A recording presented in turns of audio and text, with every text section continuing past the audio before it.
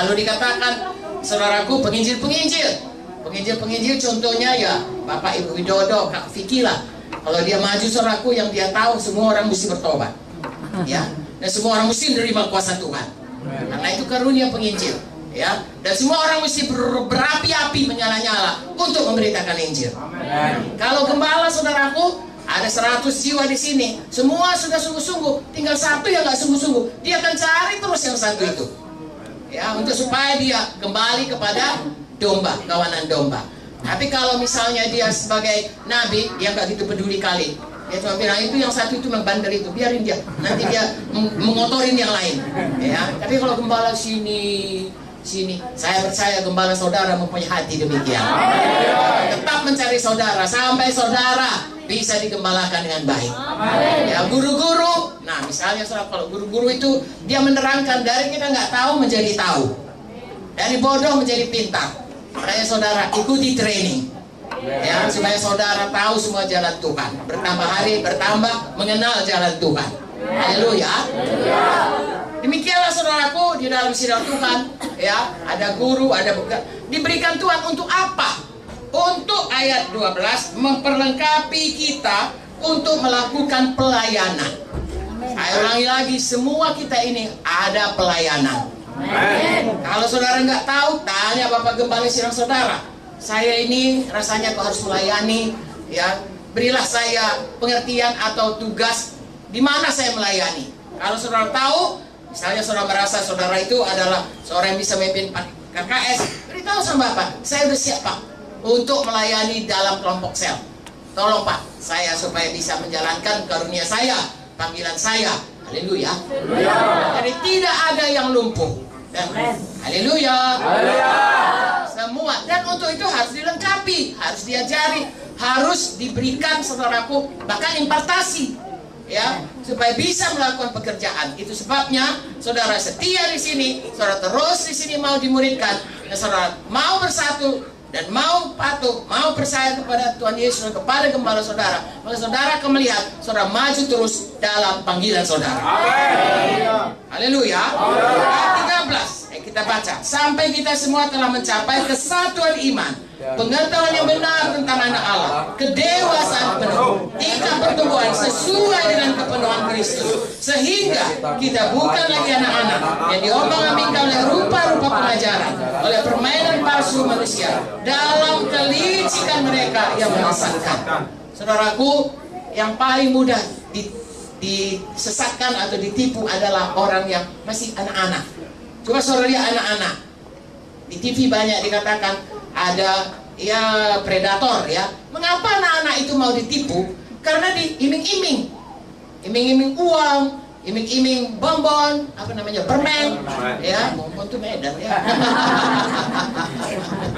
Permen, ya, diiming-iming saudaraku, tapi karena dia masih anak-anak, dia tidak tahu, akhirnya bisa ditipu. Itu sebabnya kita harus semua mau dilengkapi oleh pemimpin kita, supaya kita bertumbuh seperti katakan, menjadi dewasa secara rohani, tidak bisa dipermain-mainkan. Jangan sesat. Apa saja yang mengaku Kristen tapi sudah menarik kita keluar daripada kebenaran, kita sudah tahu karena kita sudah dilengkapi, sudah diajari, sudah dijadikan dewasa oleh pemimpin. Haleluya.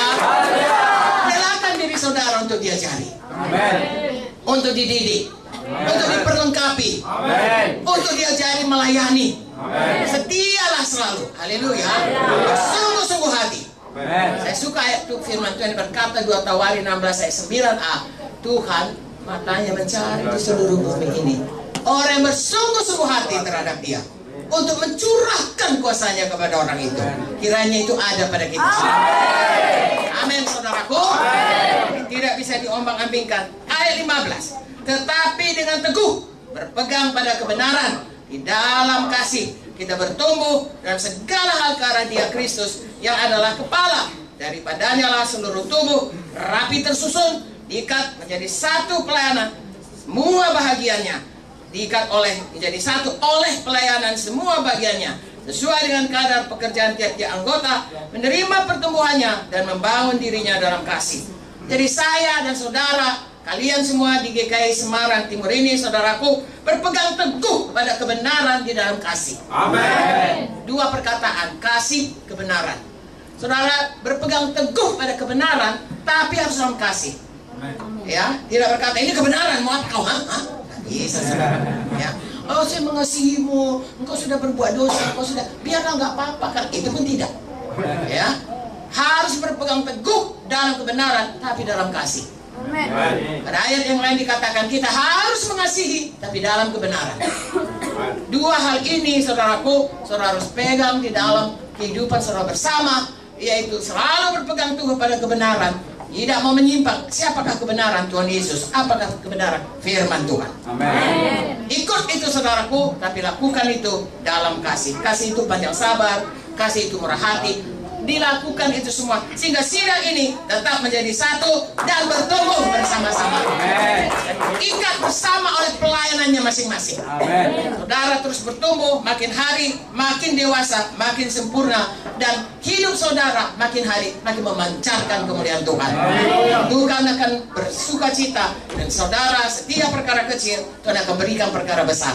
Dari satu gereja punya cabang yang lain, sampai saudara menerangi seluruh Jawa Tengah, bahkan sampai ke ujung bumi. Haleluya. Jadi sebagai satu kesatuan, saya dan saudara harus selalu menjaganya. Apapun yang jadi, saudara berkata, saya dipanggil untuk satu kesatuan dalam sidang di Semarang Timur ini. Saya tidak mau merusak persatuan. Saya yang dipanggil Tuhan untuk menjaga persatuan itu. Nah, saudara kalau sudah kira-kira tahu di mana missnya, saudara baca kembali ini dan saudara ikut, maka Tuhan akan menolong kita semuanya. Sehingga sidang saudara, sidang Tuhan di Semarang Timur ini bertambah hari, bertambah bersatu, bertambah bulat, bertambah dewasa, bertambah berganda-ganda. Haleluya.